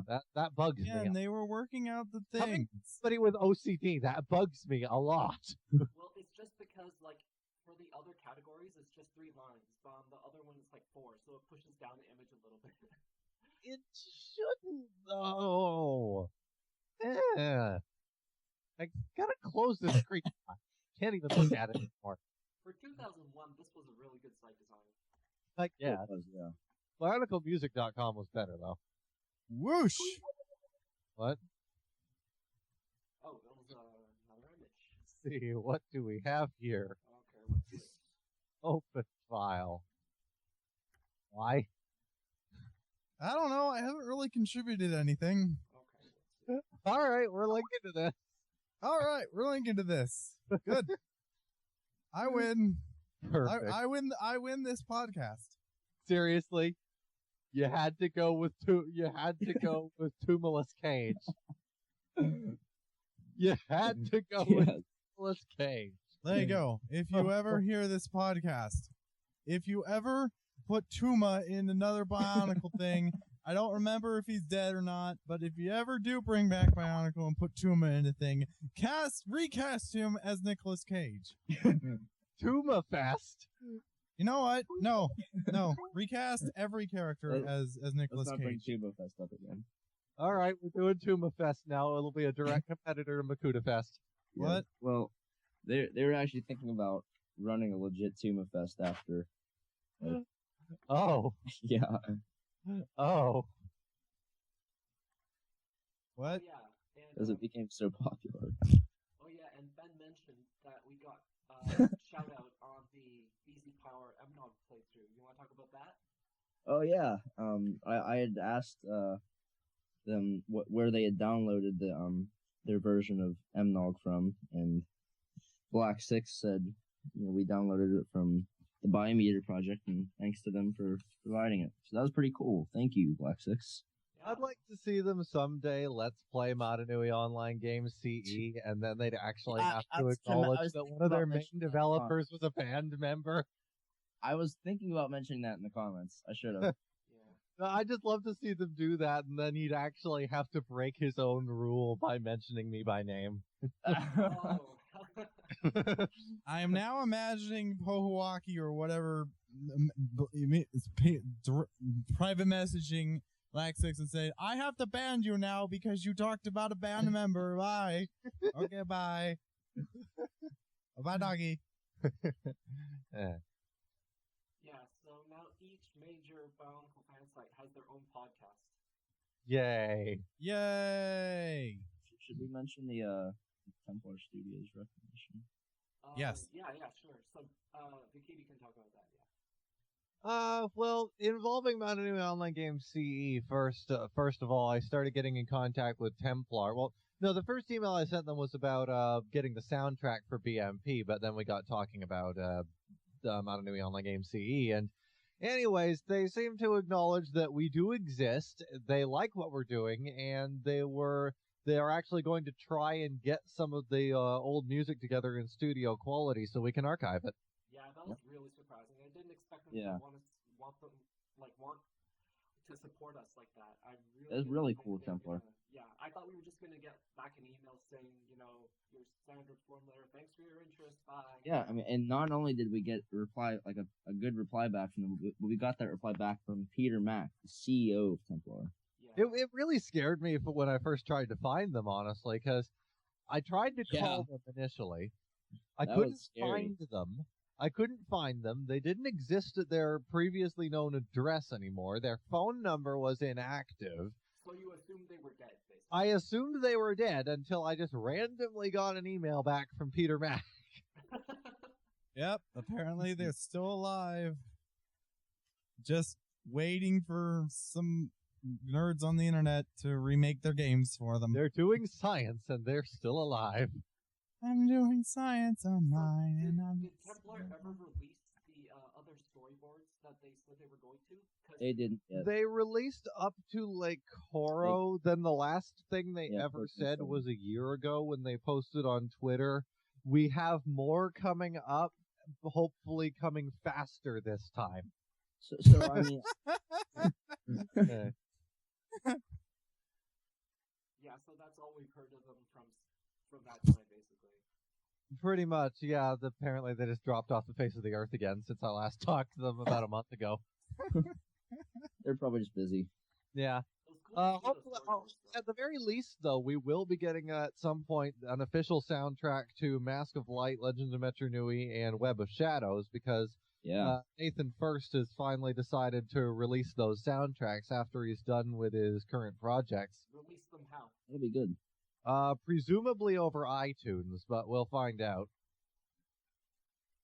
But he is doing an official studio quality score release, so Right, that's because, cool. because the soundtracks we have up to this point are just rips from the CD, if I'm A couple of rips from the DVD menus, and the rest are 30-second clips from his now defunct website. don't think Yeah. they released soundtracks for the... We have one remastered version of the Legends of Mata Nui credits that he once released on his SoundCloud, but that's it. It's weird that he would release these soundtracks after such a long time, though. Well, apparently he's releasing it due to popular demand. People have been on his case about it for over a decade. It's funny that we've been able to track him down. Well, it's mostly communicating through his Facebook and Twitter pages, so he's not exactly that difficult to track down. I even talked to the composer of Bionicle Heroes music. I randomly forget his name apparently. To see if we could archive it, and he said he said he was fine with it, but we'd have to talk to Traveler's Tales about it, and unfortunately, I never heard back from them. Yeah, they're the cool kids. They don't talk to people. They wear sunglasses. Anyway, thanks for listening to the BioMedia Project podcast. I'm Auron. This very, very long podcast. I'm Vahkiti. I'm ZONAR. Me, Josie, and you, friend. You can check us out at biomediaproject.com or at BioMediaProject on Twitter. Thanks for listening. We'll See you guys next time. Bye.